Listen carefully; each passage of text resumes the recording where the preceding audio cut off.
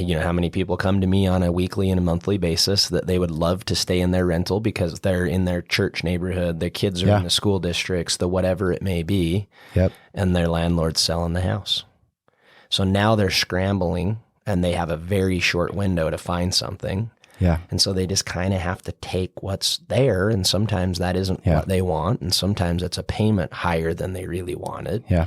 So owning a home provides the stability of staying. Mm-hmm. It also provides the stability of the expense too.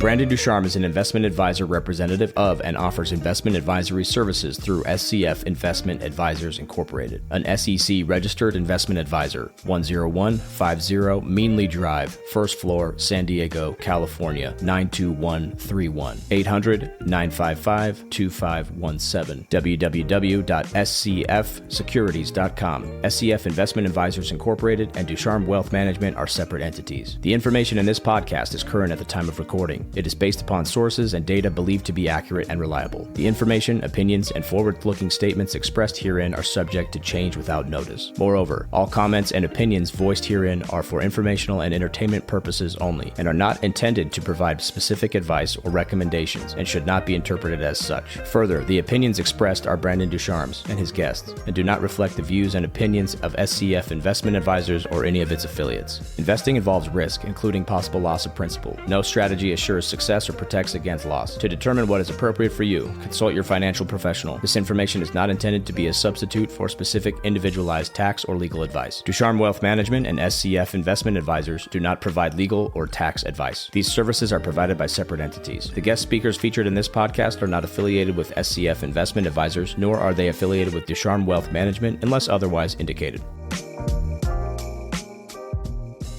What's the big difference between a mortgage bank and a mortgage broker, right? There's the people that say banks are better, and the people say brokers are better.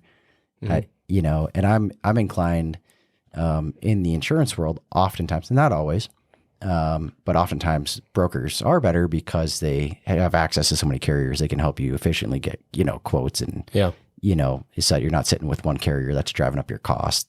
Kind of quietly over years, right?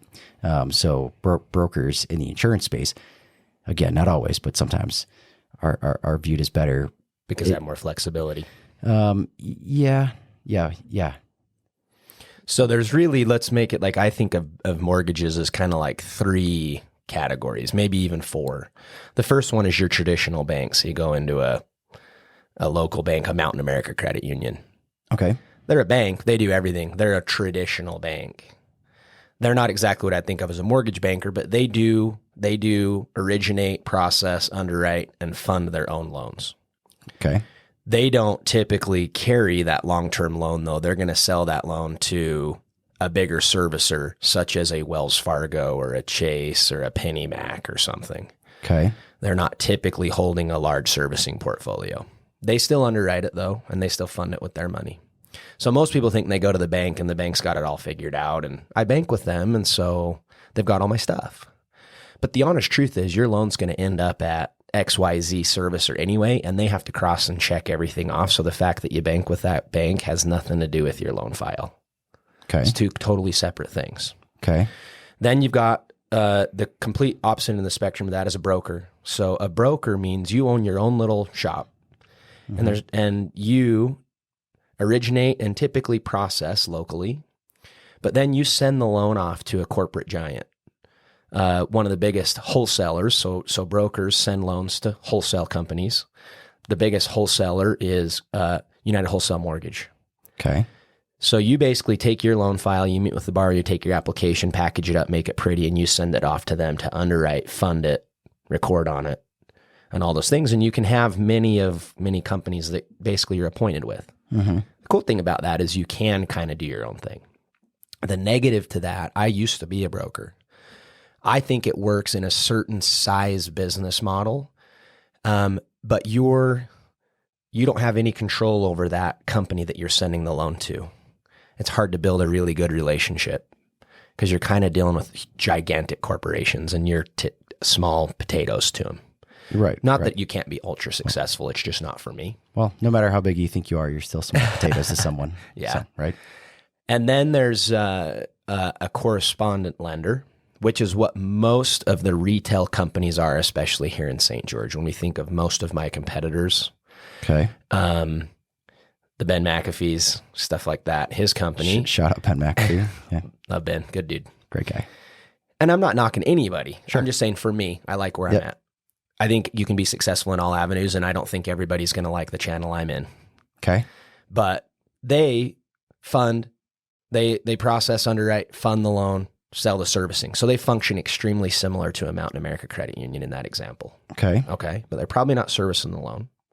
Maybe yes, some, but not all. Guild is a large retail servicer. We service the loan. So we do everything. You will make your payments to us. We're going to report to your credit. Now, if we have a loan that comes in that's unique, that doesn't fit inside of our book, I can broker it.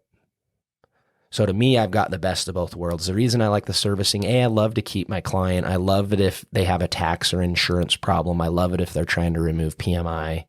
I love that if they have a problem with the online website or whatever, that I can actually physically help them. If our servicing gets sold and they're at Penny Mac, I can't help them. Right. So for me, that's a really big deal that they stay and they like it. It doesn't change your loan to get sold. Okay. Sure. So somebody, just so you know, if your loan gets sold, the terms of your loan do not change. Right. It just changes where you make your payment. But if you had to choose, why would you change? Right. So like if somebody fills out my online application, they fill out a login and they've got their online portal where they're uploading bank statements and tax returns to get their loan done. Once we've closed their loan, that's how they log in and make their payment. I just think it's handy. Sure. But then we can broker. So one thing I just pushed out to some of my real estate friends today is that I've closed 4 really unique bank statement loan programs this year. Okay. So they're geared towards helping that self-employed borrower. Okay. That typically in mortgaging, when you're self-employed, everybody says it's hard to get a loan if you're self-employed. Okay. What it really is that we're essentially taking your net business income. So businesses have all these write-offs and deductions, and they try not to claim as much income to the IRS as they can. So then when it comes to us as mortgage people, they think they make X amount a month that they've set aside for their lifestyle. We look at their tax return and we go, mortgage lending is only going to give you X minus 50%. Yeah, mortgage lending says you're broke, dude. Yeah, mortgage lending says you make $5,000 a month, and like I make for sure 10. Yeah. So then I could, if I traditionally just do that with tax returns, which is what 99% of all loans do on a self-employed borrower, they only make $5,000 a month. It's not going to get them what they want. Sure. The bank statement program, as long as you have decent credit and typically a larger down payment, this is kind of like a 20% down payment, folks. Sure. There'll be advertising out there that says 10 or 15, but the truth is it's a 20% down person. So you got assets, you got the availability, you've got some decent credit. We can go analyze your personal and business bank statements for the last 12 months, look at deposits, look at expenditures, look at what really the math is over the last 12-month period and not just what was reported to the IRS based on the last tax filing. Okay. The other time that makes sense is, let's say that it's August. We've completed 7 months of the year and they've had the best 7 months of their business. Yeah, business has fundamentally changed, but you're still having to average against 2 years ago. So it's like it's a very antiquated number, and sometimes businesses have extended. This is one thing that I think is really crazy about mortgage lending on a self-employed borrower. Somebody that extends their tax returns right now. So they can extend their personal tax returns until September 15th.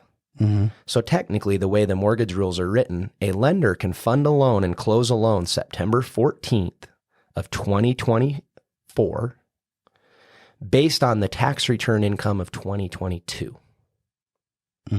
We wouldn't have even had a 2023 tax return. And you're already almost done with 2024. We're a year and a half removed from what that business was doing. Yeah. Now they'll get profit and loss statements, but those don't have to be legally analyzed documents. Anybody could throw together anything they wanted on a profit and loss statement, and that's going to be it. Yeah. So to me, I think that's absolutely nuts. That's pretty wild. Right? So the statement of it's hard to get a loan as self-employed. It really is, just because unfortunately we're 99% of the time we're going to look at your tax returns and it's black and white. Well, I think one of the things I've learned is if you are self-employed, they're going to look a lot at your income. It's going to be averaged. They're going to average the last 2 tax returns, right? So if you have a year where maybe your profitability only came to $100 on your tax return, and then the next year, you're like, okay, I'm fully in operation and everything. So made $100,000. It would kind of look like you make $50,000 a year. Mm-hmm. Yeah. Right. Traditionally, that's how it would be on a newer business. Yep.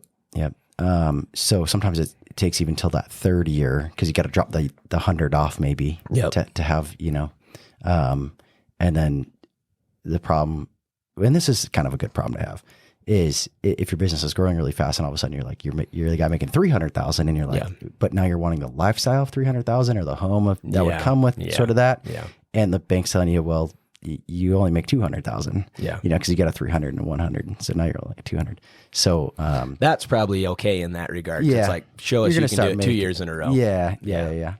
Starts being easier. But what I hate to see, I hate to see businesses. I've seen this my whole career, is you have these business owners that they just file their tax returns how they should. They take every possible opportunity to deduct legal deductions, and they do a great job with that. And they should do that. They should get their taxable income as low as legally possible. Yeah. They come to us mortgage guys and we tell them how much house they can buy based on that, and it's not going to cut it. Yeah. So then they're like, okay, what am I going to do? Am I going to just not take some of the legal deductions I have next year? And I've seen this, and just pay the IRS more, even though I legally don't have to. Yeah. How crappy is that? Yeah. Where if they've got the down payment, this is where this unique program comes in. Give me your last 12 months of bank statements, and we'll analyze it that way, obviously with some balance sheets and profit and loss statements. But then you're not going to have to go pay the IRS more money that's not necessary. Is it pretty similar for people that have commission jobs, like jobs with commission-based compensation? Can be, yeah. Yeah, so let's talk about this. Very similar to somebody. Let's say that I've got one that's a massage therapist. A W-2 employee that's a massage therapist. He's a 1099 for a company. Okay, independent contractor. He's an independent contractor. Okay. And he gets paid a lot in Venmo and cash, and he should probably report it, but he hasn't traditionally went back and found every little penny to report his income to the IRS. And so he's just always been in this spot that he's never bought a house. Sure. Should you go back and report it? Probably, right? But we get it. Most people aren't. They don't. No, he should go back and report it. He should go back and report it. I'm going to maintain that position. Yeah, it's a great position. And so he could go do that, and I could tell him he can't get a home loan and he needs to go report to the IRS. But in this case, I just don't want to see tax returns, and I don't even care if he has or has not filed tax returns. I just want to see what his business has done the last 12 months, what his personal credit is, and what his down payment has been. So he gives me bank statements. Okay. We analyze that. Gets the guy into a house instead of being stuck being a renter. Yeah, I like that. So if you have the down payment, what about for people that don't have down payments, right? There's programs out there, so everyone, like, when I first was a younger adult, and I grew up in a family that I'll say was real estate savvy, right? I was like, oh, you need 20% down for a property. And then people were like, oh, you can do it. There's these FHA loans. And for a portion of my young adult life, I was like, that seems really irresponsible. That's a lot of leverage. And, I grew up immature and matured on my views on that. But what does it really take? There's, you hear about zero down programs, right? There's the Utah First Time Home Buyer Program. There's FHA. There's USDA loans. I think everyone knows about VA loans. Most people that serve know, you can do a VA loan. You can do it with zero down on VA loans typically, right? Mm-hmm. But what are some of the nuances, and what are the misconceptions people have? Yeah.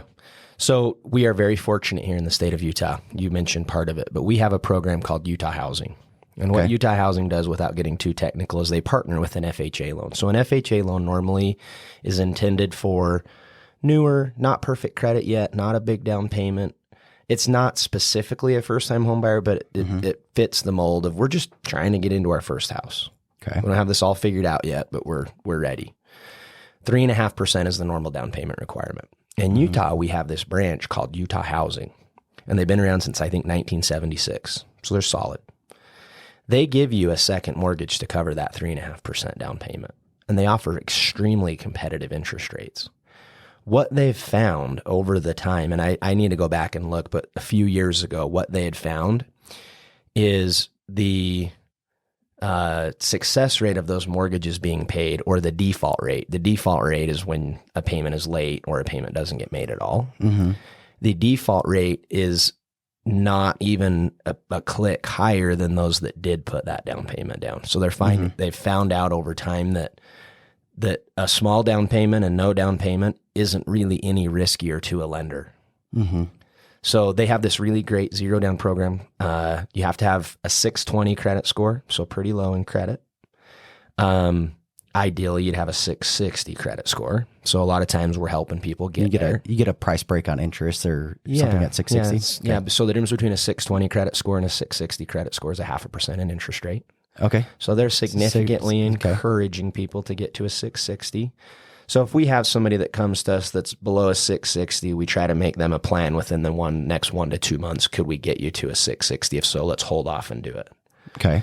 Some people, like I've got a cousin that she's been working on her credit for 1.5 years, and just because of some previous things in a previous life that are on her credit, it's going to be some time before she gets to a 660. So she's currently looking at a home right now, and she's got a 629, but it's because that's kind of where she's going to be. She's probably not going to getting that mortgage is going to help, but there's not anything significantly she's going to do to get her there. Right. Sometimes it's better to get involved maybe with a 629 and potentially refinance later on. And that's hopefully the sometimes, and not everyone, right? That comes with its own drawbacks, right? There's costs to refinance. There's costs to do things. Interest rates could be higher. Property values could be lower. There's risk involved. But sometimes if you wait, on the sideline too long, it was better to maybe just be in the game. She's very conservative. Between her and her husband, they make $6,500 a month. They have very little debt, and their house payment's going to be $1,500 a month. They're up in Vernal, so it's like that's a no-brainer. You're going to make that work. You're going to be comfortable with that house payment. Us getting you a 0.5% lower rate on a $200,000 house in Vernal is going to be like $100 a month in payment anyway. Is it really worth all that? Let's just get you into something. By getting into it and getting a mortgage on your credit will probably be going up anyway. So. Okay. So, credit is a big factor in buying a home. What are, there's a good threshold, but I kind of want to talk more about credit. I think a lot of times there's misconception about, I need to get my credit ready, or, I think one of the more dangerous things I hear all the time is like people taking on revolving lines of credit, or financing things they really probably shouldn't. With the intent of like, oh, I'm building my credit. And I'm not a credit expert. I have decent credit. I've generally always had pretty good credit.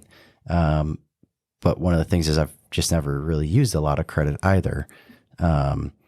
So I'm of the understanding, and correct me if I'm wrong, it's like 3 revolving lines of credit and 2 fixed loans is kind of like your sweet spot. If you get beyond that, you might be doing more harm than good, has kind of been my understanding.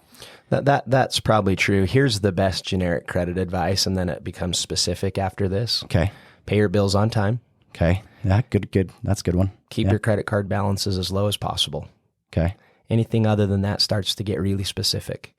The more lines you have open, as long as it's not excessive, because there is a threshold that like dude's got 15 credit cards, even though the balances are low, that's an excessive number of revolving trade lines.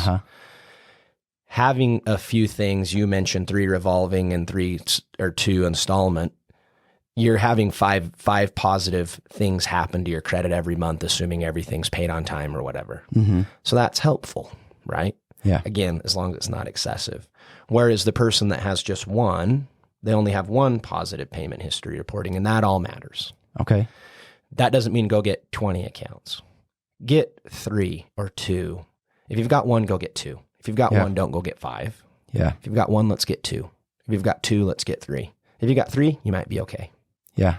I'm never going to be like, let's go finance your car so that we can get your credit up, even though you've got it free and clear already. Yeah. Absolutely not. Yeah.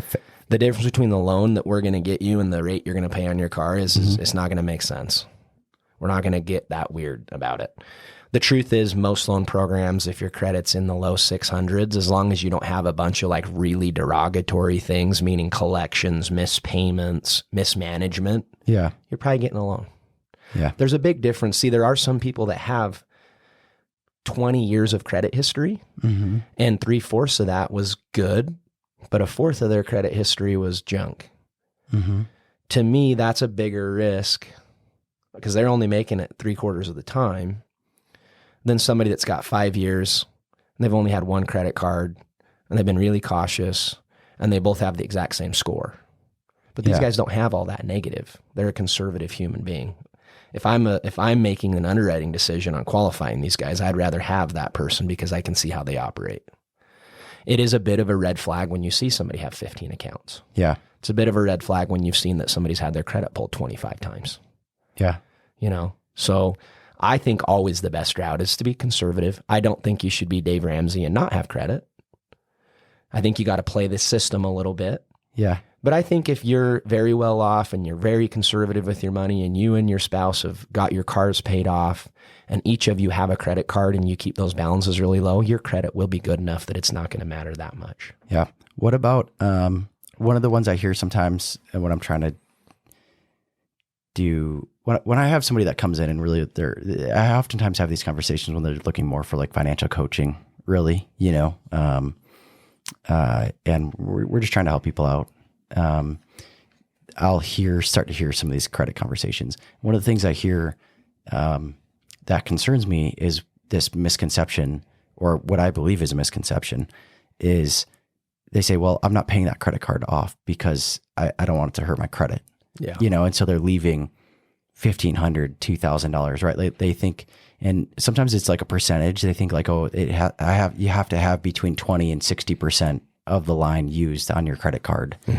And I'm like, I don't know who at the credit card company came up with this myth, but I'm sure they got a huge bonus. It's been wildly successful, right? Yeah. They're, well, a couple things to know is that what reports on your credit isn't what your balance is at the end of the month. So my wife and I basically live on a Costco city card.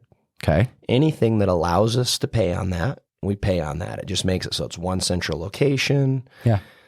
Why not? The credit card, I feel a little bit safer. If somebody stole that identity of that credit card, those credit card companies have security in place where if I use my debit card and they drain my checking account. It's your money, man. It's gone. Your money's gone. So I just feel more comfortable doing it that way. I guess the side benefits the points, but I'm also not one that's like, well, let's just do it for all these. It's like, it's not, the points aren't enough to really be relevant anyway, but I guess it's a side benefit. But don't play that game, in my opinion. It's like, just do what's simple.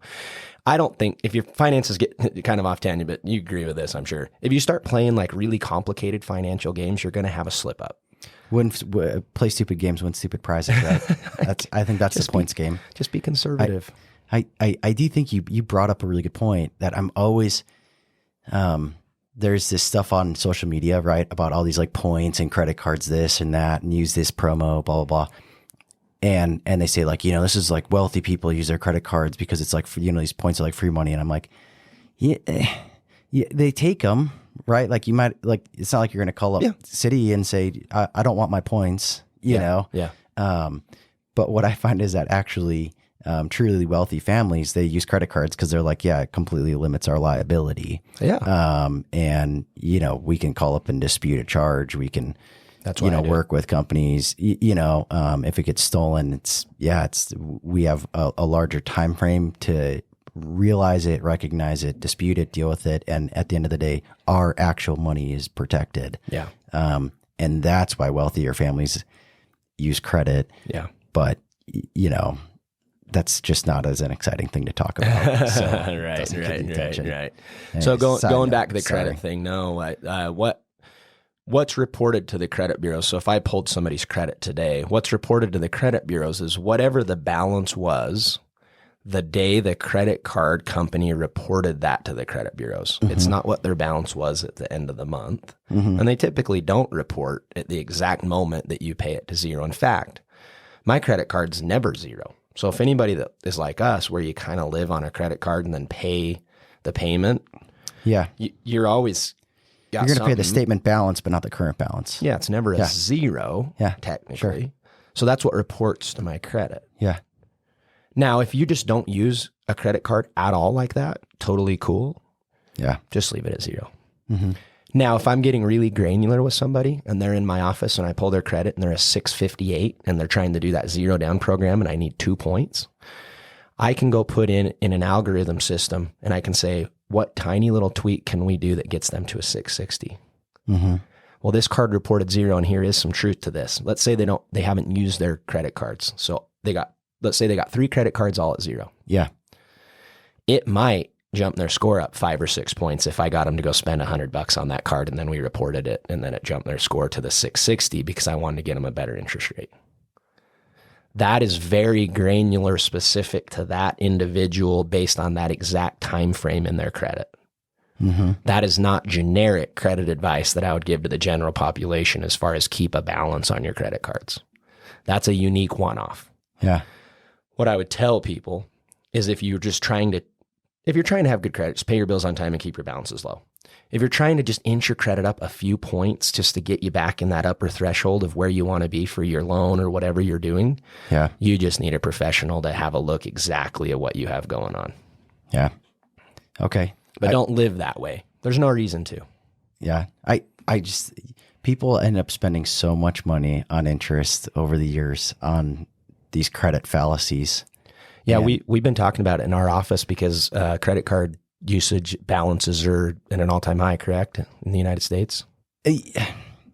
Yeah. How much conversation do you want to have on that? I have a lot of thoughts. Yes. So if you pull up like the Fed, right, and you look at the Fed data, yes, credit card balances are at an all-time high. I don't know that they're at an all-time high relative to the average income. Okay, yeah, makes sense. Right. So it's kind of like I've seen it as a headline, right? And so many things in the financial world make really great headlines, and then you try to, like, I always try to take every headline and put more context to it. I always try to say like, well, like what is really driving that, and what could tell the story more and put it in a framework that it's actually okay, right? And the reason I do that personally is because there's so much fear around anything financial, right? Yeah. Everyone's scared. It's because we all have myopic loss aversion, right? Like loss is very painful to all of us, significantly more so than the value or pleasure of gain. Yeah. Right.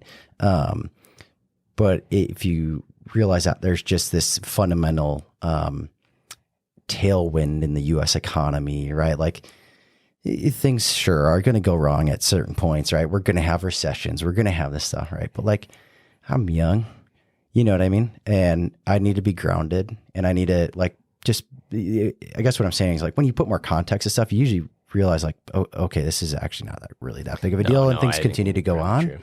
And so that was one of the headlines that I did see and started talking to, within my peer group, with institutional money managers and different people, and getting their take on it. And everyone is kind of the consensus, like, yeah, it's not really what it seems, because credit card balances are high, but like if you're making way more money than you've ever made too. Yeah, it's a great point. $10,000 on a credit card balance today is way different than $10,000 on a credit card in 1990.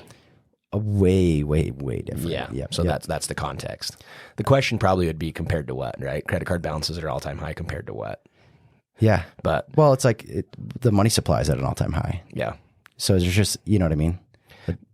We've had this huge period of inflation. Yeah. So what we've been talking about in my office is a little bit of that, but what we've really been saying is people will rate shop and do weird things to their credit and hold off to buy a house for 0.25% in rate. Yeah. But we'll pull their credit and they've got $30,000 in credit card balances that are probably on average about 25%.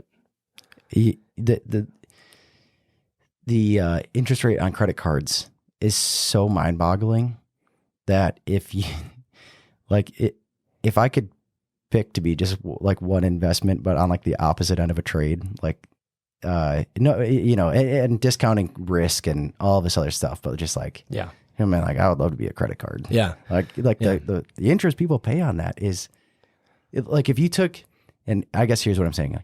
If you took your retirement plan or whatever, right?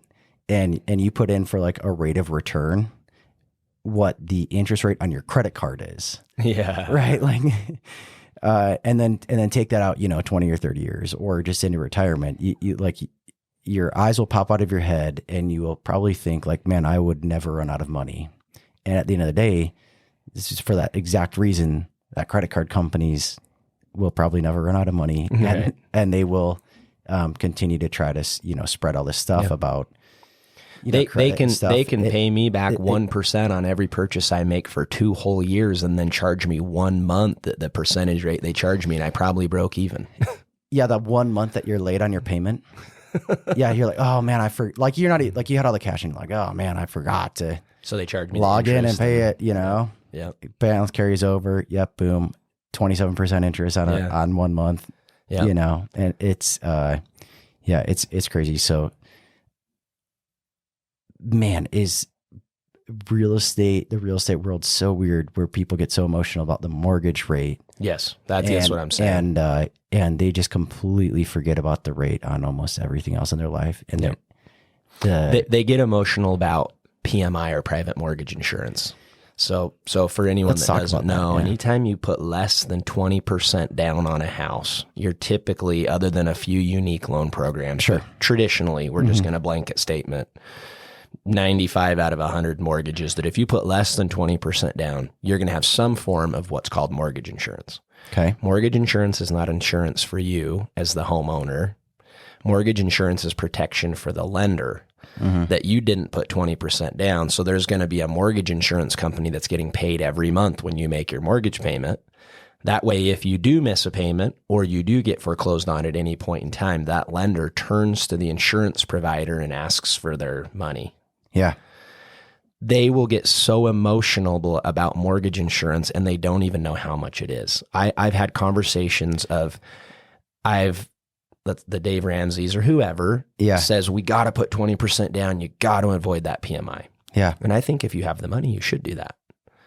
But I have had people super stressed about $125 a month in PMI, but they're carrying 10 grand on a credit card at 25% interest. You're paying that's like $600-$700 potentially. It's in interest payments alone. Mm-hmm. So mine and your job, especially in the equation of when I'm showing them numbers and different mortgage choices, is to hopefully it's just a math equation. Can we please take the emotion out of this decision and let's just make a mathematical decision? Almost impossible for people to do though, Chantry. I know. We're just such emotional creatures. One of the things Simon Sinek talks about in his book, Start With Why, right? Is that you don't, no one actually makes a logical decision. You only make emotional decisions and you just use logic to justify your emotional decision, right? I like that. And I think I think it's totally true, right? It's 100%. We're emotionally driven creatures. And boy, is it hard sometimes if someone has heard, advice from, their friend or uncle or parents, or, they read a book or they they really religiously listen to a show like Dave Ramsey or whatever, which is not necessarily bad. For sure. But they, all of a sudden they've made an emotional decision in their head. Like, somebody told me I'm letting the banks win if I'm paying PMI or whatever. And I don't want to do that. And, as people advising these people, right? Whether, like I'm an investment advisor or you're just advising people on mortgages or whatever, we're saying like, hey, we don't have an emotional dog in this race. And you're paying like $700-$800 over here on stuff you totally don't need to. Why are you worrying about this? I get, in a perfect world, we don't want to pay this either. Correct.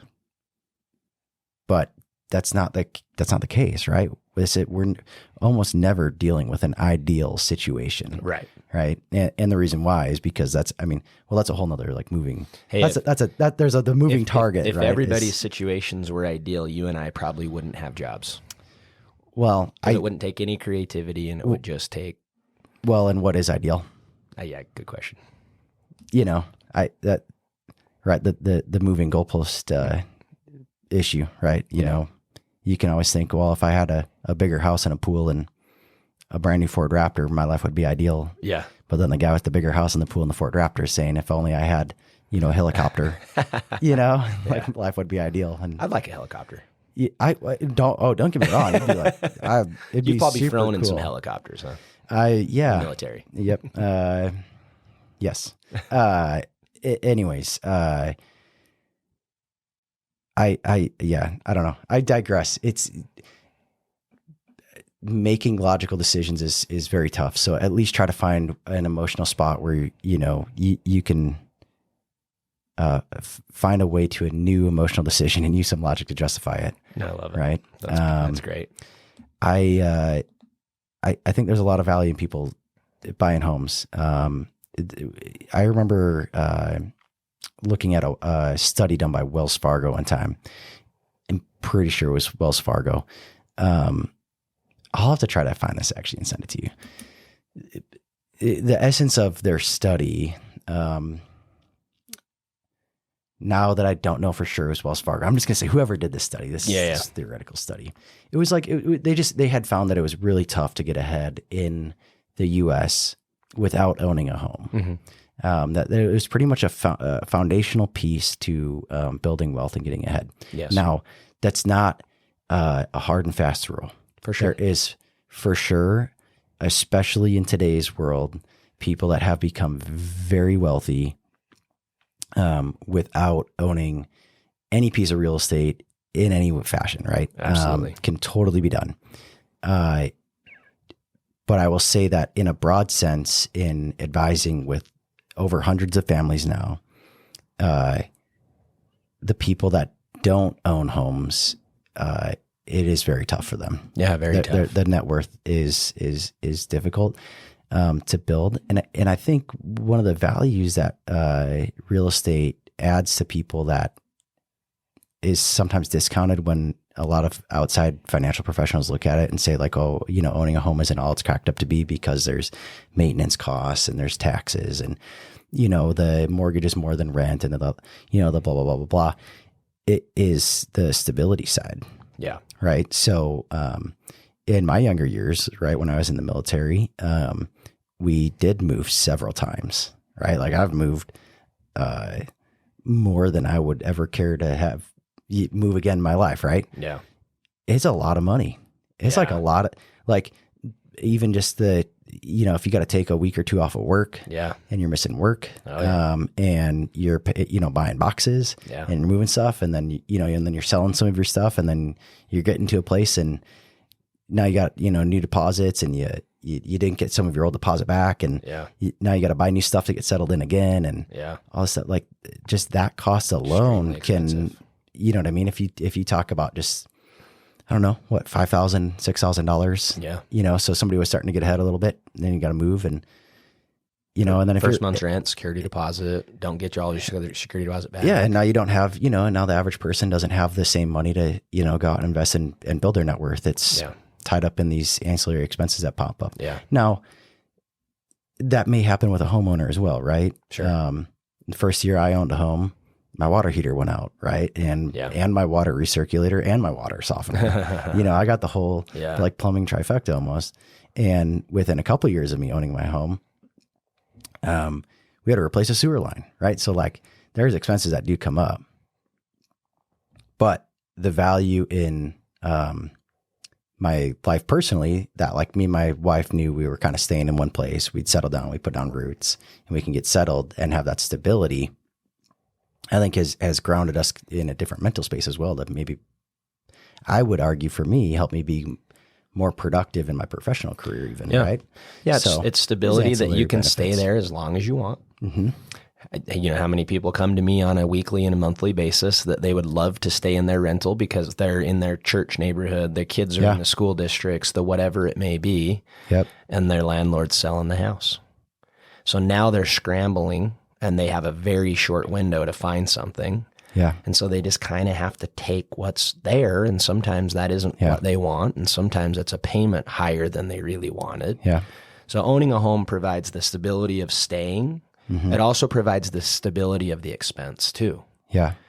10 years from now, as long as you're still in that house, you may have some taxes and insurance increase, but in general, your mortgage, it's the same. Your payment's going to be essentially about the same. Yeah. We're pretty confidently can say 10 years from now, the rents are going to be significantly higher than they are today. Yeah. Well, and so the first step to owning a home isn't being a real estate investor. The first step of my job isn't teaching somebody how to be a real estate investor. Yeah. Well, I think a lot of people shouldn't be real estate investors. Truth, like my honest opinion is a lot of people aren't cut out to be real estate investors, Absolutely. But that doesn't mean that most people shouldn't be making some kind of attempt or conscious, very analytical decision about should they own some kind of real estate in the form of their residence. Yeah. And you asked me the question earlier about down payment. I think in the right situation, somebody should absolutely buy a home with no money down. I think you should take advantage of the great loan program, especially we have in Utah, or if somebody like you is a veteran, unbelievable. Sure. Take advantage of the zero down, keep your cash. Yeah. Keep your cash as a reserve. I would rather have 10 grand in the bank than $200 less in house payment if I'm thinking in terms of financial safety. I think people so often discount the value of liquidity. Yeah, financial safety, right? There's I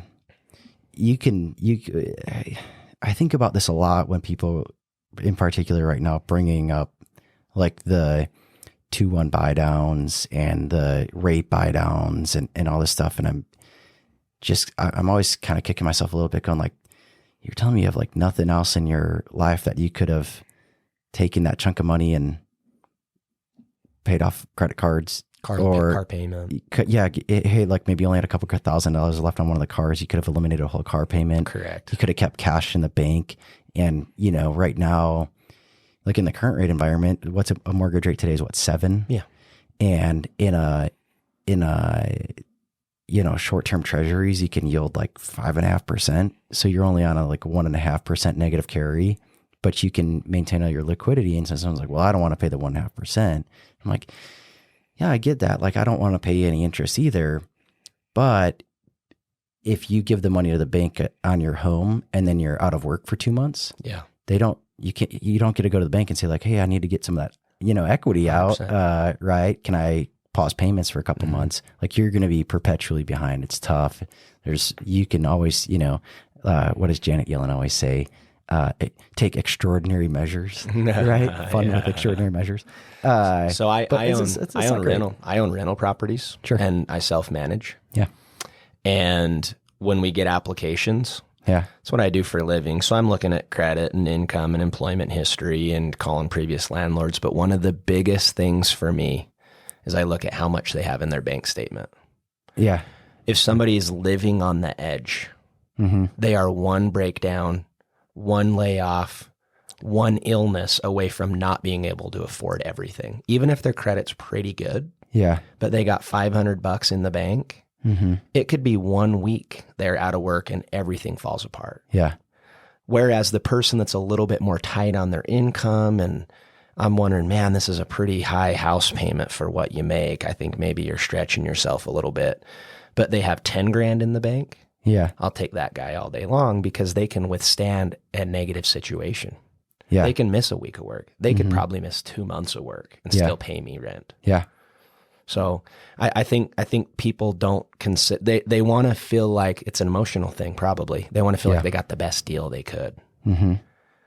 Sometimes the best deal you can is boring and safe. Well, I think keeping money in a checking account is boring and safe, or savings account. You should invest a bunch, but you got to have that nest egg somehow, some way that if crap, it's not if something's going to go wrong, it's for when it goes wrong. Yeah. People forget, there's a crowd of people that always say, well, if you have a line of credit, it can become your savings account, right? Invest all your money. Yeah. Because if you need liquidity, you can use like a HELOC. Yeah. Right. And for people that are very comfortable with risk, right, that can be a strategy. Absolutely. And I have clients that do that. And I have clients that rave about that strategy, right? I mean, they're people that love efficiency. They know they got every dollar working all the time. And I tell them, like, you got to understand the risk in that strategy is that lines of credit can be closed. Yeah. And you don't know when it's going to necessarily happen. It happened in 2020. Wells Fargo closed lines. Yep. Right. There's other companies that immediately stop issuing lines. Mm-hmm. There's been times in the past where banks have called HELOCs due, right? Like hey, not only is it closed, you have to pay it off. Yeah. In 60 days. Yeah. It'll give you 60 days to come up with like cash. Yeah. So, in a perfectly fine world, right? It seems like a really great strategy always to run cash lean, mathematically, like in a model. If you're like modeling it out and you're looking at, rates of return and yield and blah, blah, blah, it appears to be so efficient and great. Yeah. The problem is life happens and it's really, really hard to model tail end events. Correct. Right. And that's why tail end events drive, it's something like 90% of the results in portfolios is tail end events. Wow. Yeah. Well, I think all that you should do, I think you have that safety net somewhere. Yeah. Couple months. What happens if your income quits coming in for 3 months? Are you going to be okay? Yeah. If you're going to be okay, then I think you should be efficient as possible beyond whatever that comfort level point is. Mm-hmm. The higher you are of an income earner, probably the less months you need or whatever, depending on your life expenditures. I think it has a lot more to do with the income stability. Yeah, there you go. That's probably it. Yeah. If you're like some specialized employee in a cyclical industry that, you make a lot of income, you have a lot of lifestyle, but if you got laid off today, it would be really hard to find another job. I like that. You might need more safety net than, you actually might need more safety net in that situation than say like the guy that's like a welder. Absolutely. Right. Like the welder is going to be like, they'll find a job. They'll find a job tomorrow, man. Absolutely. People need welders. Great point. And oftentimes probably has union protections even, maybe not so much in Utah, but our clients outside of Utah that are welders, probably a lot of welding, Thinking about housing, should we talk about affordability monthly payments? Yeah. What's talk to me about what like income, like debt, like your DTI ratio is. Yeah. The biggest factor in determining how much you can get in a loan is essentially it's a cash flow statement for really. They call it the ability to repay rule. Okay. So let's just assume credit's okay. Don't have any major problems. I don't care if it's perfect or not perfect. Sure. Maybe you have a down payment. Maybe you're not going to do much of a down payment. The amount that you can qualify in a mortgage is based on the payment that will bring, that will have as a percentage of your income. Okay. It's called a debt to income ratio. Now that has nothing to do with total debts that you have. It's not you got $100,000 student loan and it's got $100 payment. From a debt to income ratio, the only part of that equation that matters is the $100 payment. The $100,000 doesn't go into it. So it's just cash flow, ability to repay this payment.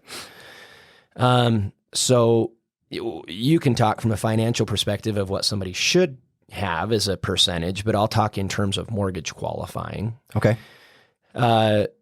You need to be, in most cases, at or below 50% on a debt to income ratio. So let's kind of just make some simple math out of that. So let's say somebody makes $10,000 a month before taxes are taken out, which is what we use on this figure. Okay. They have 2 car loans, 3 credit cards, and a student loan on their credit, and it all totals up to be $2,000.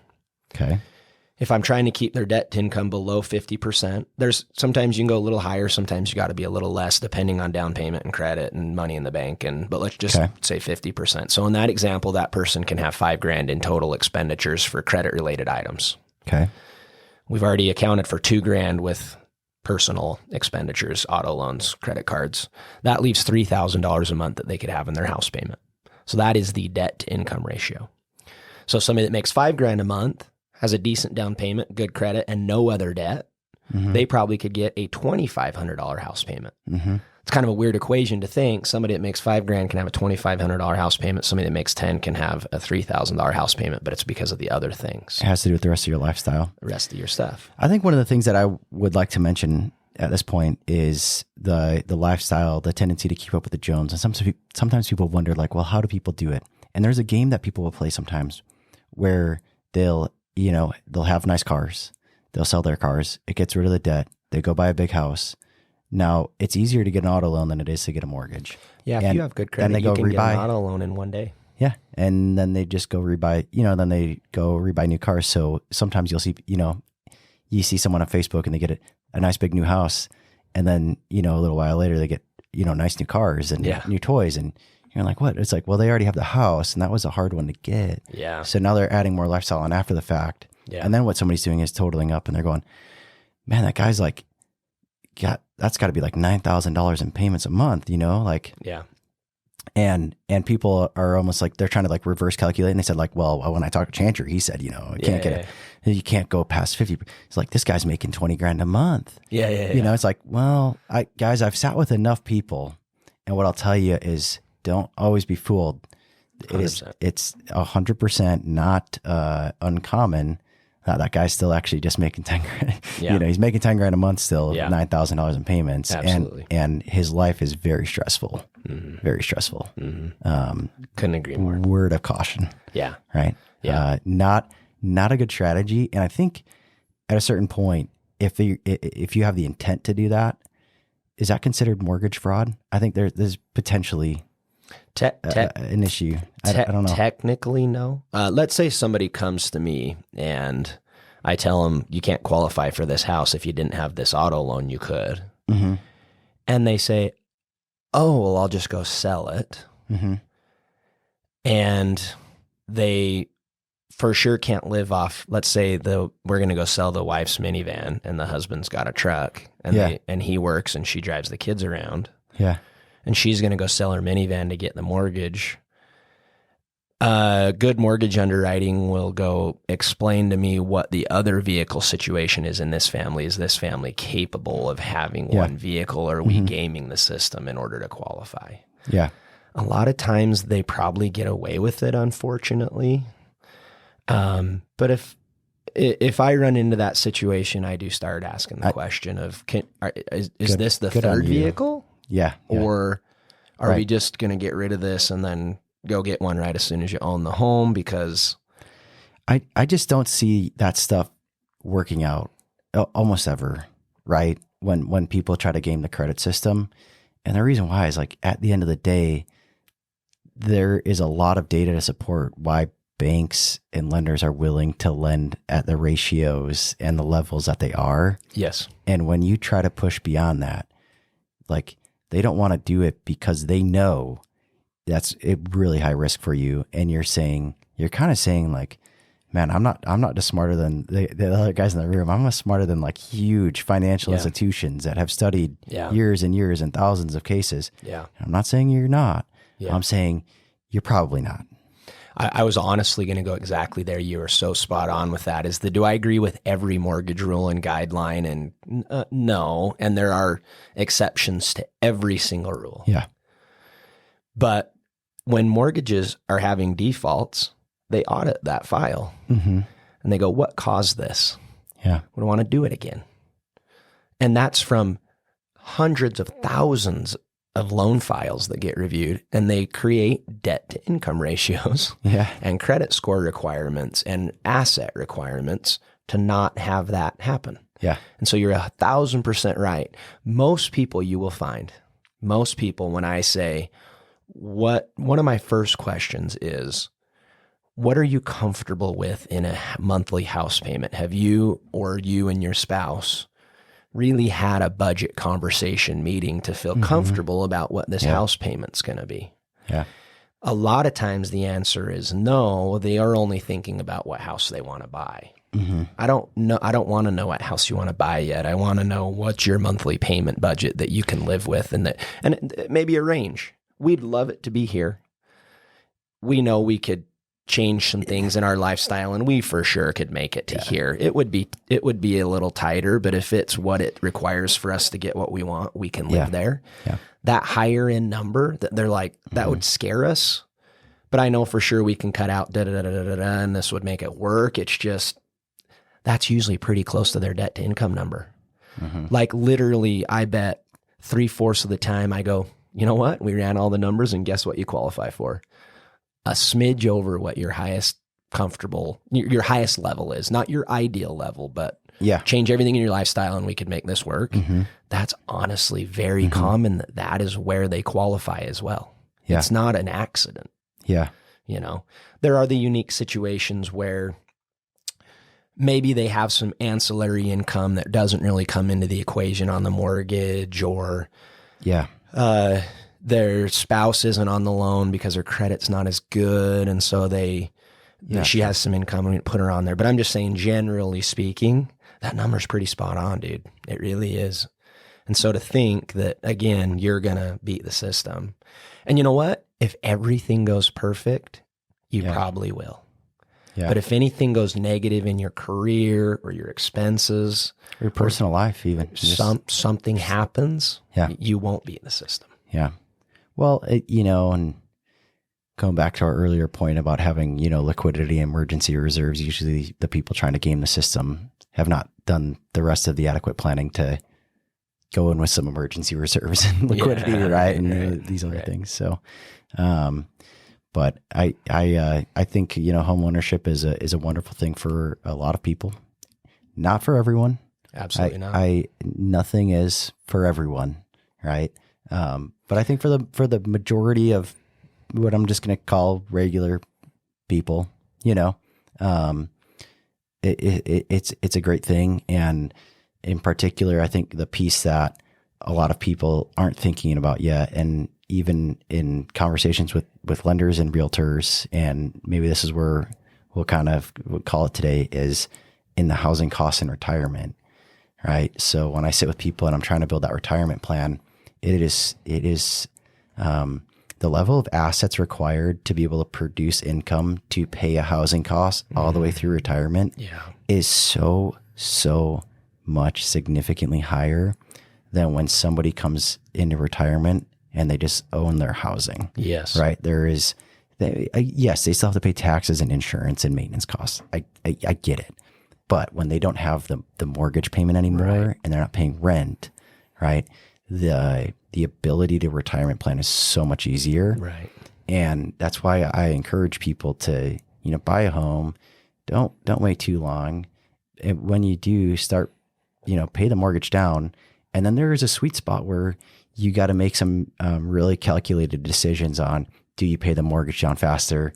Do you save more and invest it? Right. What's your strategy? Yeah. But what you're trying to do is make sure that when you hit that time frame of your retirement goal, that home's paid off. Because even if you owe, let's say $40,000, you owe $40,000 on a home, and you're going to try to retire this year, and maybe you've done well in your 401k, right? And you have a nice Roth IRA. Well, if you want to take $40,000 from your Roth IRA, right, that's a huge tax miss long term. Yeah. If you pull it from your IRA or your 401, your traditional 401k, you have a huge tax implication. Now you got to pay a bunch of tax because you took out a big, bigger, lump sum distribution. Yeah.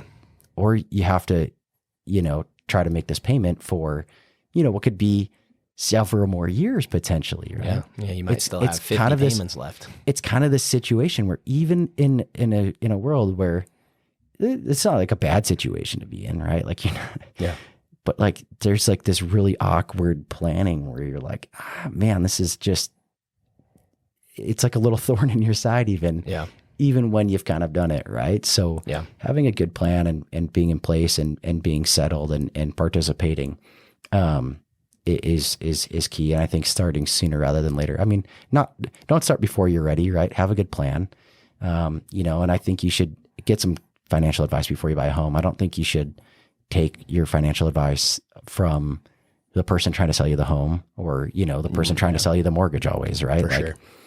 And, you generally shouldn't take all of your financial advice from the person trying to sell you anything, right? Yeah, This is like, I also think you shouldn't try to time the market from home values or interest rate wise either. I think that you should just buy a house when financially, professionally, and personally, you are in a position that your income is stable, your employment is stable, the location you need to live is stable. Then you should buy a home regardless of market conditions. The thing that I relate that to is, let's say I have a 401k and I'm contributing to it every single month and I have an employer match. I'm going to contribute to that 401k. This is my example. Okay. Every single month, regardless of market conditions. I'm not going to play the up and down. I don't know where the market's even going. I think buying a house, they want to be... Now, if you're buying a house to fix and flip, if you're buying a house for investment purposes, it's a different conversation. I'm talking about for the person buying a house to live in. Here's the fundamental thing you're hitting is it doesn't matter what the market's doing. If you have a 401k match, you're putting the money in because if you're putting in 3% and your employer's putting in 3%, the market could boost 50% the next day, and you still have all the money you put in because you got a 100% rate of return on day one. Yeah, and it was, and I don't get to use this word very often, but it was guaranteed to you, right? If your employer has promised you a match, right? So the market conditions become somewhat irrelevant. The housing market is going to have its ups and downs. Absolutely. And interest rates will affect that over time. Politics will affect that over time. There's a couple things that, be on the lookout for, right? If you live in a town that the only employment in town is the gold mine, and gold is at an all-time high and homes are very expensive because everyone's moving there to mine gold, for sure. There's times where you might, there's outliers for sure. But there's a broad fundamental underlier where the government wants to encourage homeownership. And because of the inflationary target of the Fed, like homes they're not guaranteed to, but they'll likely go up over time, a long enough time period. And the stability is what's important. Now, I'm agreeing with what you're saying. Yeah. And what I'm going to highlight is that I normally wouldn't, because I am a believer in large way of timing the market. But I think that if your holding period is going to become long enough, timing the market becomes less important. Yes. And a home is not something that it's not liquid, right? It's totally illiquid. If there was ever a case for something that wasn't a liquid asset, it's a home. Right. It's a home, and not only just any home, but your home, right? Yeah. Like you don't want to just go and uproot your family. So if you're going to live somewhere for any length of significant time, you're better off trying to get involved. And time, our interest rate's going to be down 0.5% next week or next month or something on liquid assets, right? Yeah. I mean, there's a lot of stuff I can show you, Chantry. Like the market can be timed, right? Beating the market on a performance basis is an entirely different conversation. And there's arguments at both sides of this coin and what methodology of investing is right for different people. And there's risk and reward on all arguments. So I guess what I'm saying is, even as a guy that does like market timing, right? I don't think real estate, if you're going to try to do it, real estate is not the place to do it. And there's a caveat to what we're talking about. We're talking about the person that is buying a house for financial stability and typically family security. Yes. Yeah. That situation. Now, the guy that says, I move for work every 2 years. That's a totally different conversation. Yep. That person needs to look at all the factors. Will you be able to rent it? What if the market goes down a little bit? If somebody came to me and said today, I move every 2 years, what would you do? I would say, what's your savings plan? What if the market goes down 5%? What does the rest of your net worth statement look like? What's the rest of the picture? Because I don't care what anybody says. Will interest rates be lower in 2 years than they are today? And will home prices be more than they are in 2 years from today? We can make predictions, but something can happen and that won't be true. And so a short-term deal is not what I'm talking about. I'm talking about the general human being that's buying their first or second home that they're going to raise their kids in. Which reminded me of the last point is that flippers. So the people that say you can't time the market, right? Like people say that all the time, especially in the real estate world. But flippers are market timers. Yeah, and you can time. You're a professional in investing in all kinds of avenues. You can see when there's trend lines. You can see when the trend is your friend until it ends. Yeah, we in real estate. Yeah, I can see that unless the government intervenes in a different way than they're intervening, and the economy continues the way it's continuing, sure, interest rates will go down. Could something happen? Could they change their plan? Could the election and changes in what they want to accomplish from a government standpoint change all that? Absolutely. I would say if you're a risk-based situation and you think rates will go down, they probably will. But let's not buy a house and say, we're going to buy it and for sure refinance. Are you going to be okay if you can't? Yeah. That's really my thing. And I most mortgage lenders are great, especially here locally. Date the rate, marry the house is this big sales pitch, which there's a little bit of truth to it because odds are we will see rates go down and you will have an opportunity to refinance. I'm going to respectfully disagree with you on that, but continue. You can't, last point on that is that hope is not a financial strategy. That I will agree with Chantry. Hope is hoping that the rates go down. Yeah. Or the guy that's going to be in it for 2 years, you're hoping the market goes up. Mm-hmm. Mm-hmm. To me, that's not a strategy. That's a gamble. Yeah. And I think rates will go down. I actually think very likely rates will go down. I think that if you are a net worth individual with savings, you could probably plan on it, but they may not happen. I'm not saying they'll never go down, and I'm not saying they won't go down from where they're at currently. I don't think they're going to meaningfully go down for a meaningfully long amount of time. No, I agree with that.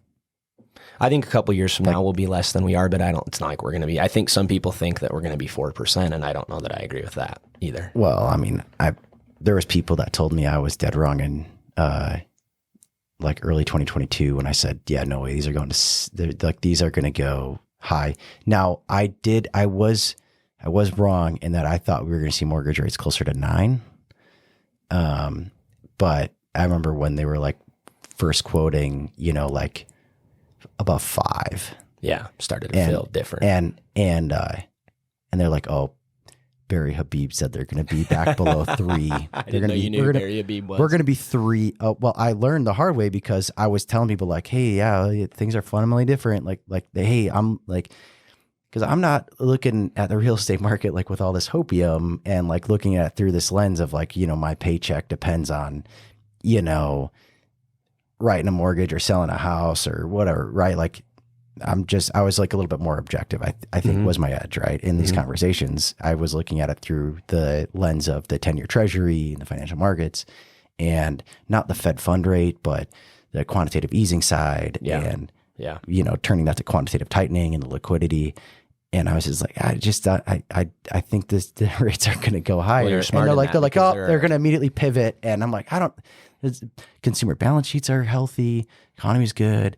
Like what, I did think we were going to end up getting a recession. I thought they were going to push rates too high too fast and that we would get a recession. But I thought that was going to be significantly higher than where they did slow the pace on that. They did stop raising rates. Yeah. And I actually hope they're really careful if they do decide to reduce rates. I don't want to see them go to, it would be good for me because I refinance all the loans I've done. So I selfishly, sure, that'd be great. But if I just look a holistic of the financial situation, we'd be in a bit of a messy situation if rates went to 5. Well, I think a lot of people forget that, when so if the Fed lowered interest rates today by 1%, they just dropped them 1%. That's actually probably a pretty bad signal for the economy, for sure. For the bond market, right? Like that's it's not healthy, but say that there wasn't even a shock. Just say like, everyone was like, oh, they were expecting 1% drop. They dropped to 1% and everything. we're like 1% above the 10-year yield. We're over 1% above the 10-year yield. So we still have a inverted yield curve. Yes. And so if they started cutting and they continue to cut from there, that would be, one thing. But if they cut 1 to 1.5% from where we're at, we're really out of like a flat yield curve. You would think that the 10-year yield would actually still kind of have to increase and lift. Yeah. Which would actually, you and I don't think you're going to argue with me at all if I say the 30-year mortgage is really priced off of the 10-year treasury yield. Yeah. And so then that potentially just actually pushes the mortgage rates Yeah. higher. But even if it doesn't push them higher, it kind of just keeps them about where they're at, right? Depending on where the credit spread is. So I don't see a pathway forward personally. And I'm willing to say that I could be dead wrong, right? I just have to play I have to play the probability side, right? Yeah. Neither of us know for sure. Don't know for sure, but I don't think I guess what I'm saying is I've been telling people since the end of Q3 last year, we're going to see a nice little buying opportunity. I felt that we did.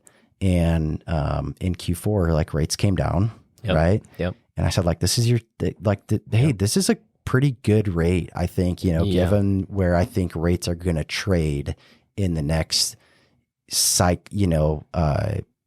economic cycle we're going to be in, So I think to sit around and wait for rates to be in the 4s, you potentially are making the same move where you say I'm going to wait till the market's not overvalued to invest in the market. Yeah. And if you look at the Shiller PE ratio of, the stock market, you would have been sitting on the sidelines since 1995, I think, right?